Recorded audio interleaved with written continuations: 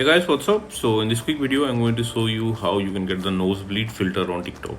So I'm in TikTok camera. To get this effect, go here. This is the effects gallery. Okay, in trending section, just slide up until you see this image on the third row. This is the effect, just tap on it. Okay, so this is the effect. Suppose you are not getting the effect like this from effect gallery, then what you can do, go to discover and search for nosebleed.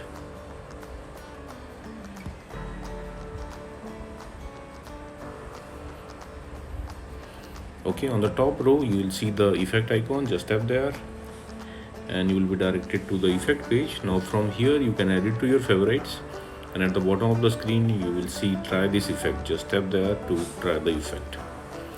Okay, likewise, and suppose you are not getting the effect like this also from discover, then what you can do, let me go back.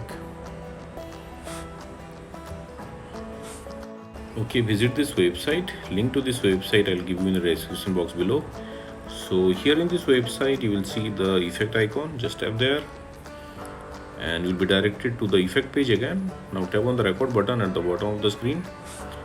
Okay, and that's it, you got the filter. So that's it guys. Likewise, you can get this effect on TikTok. So thanks for watching the video guys. See you in the next video.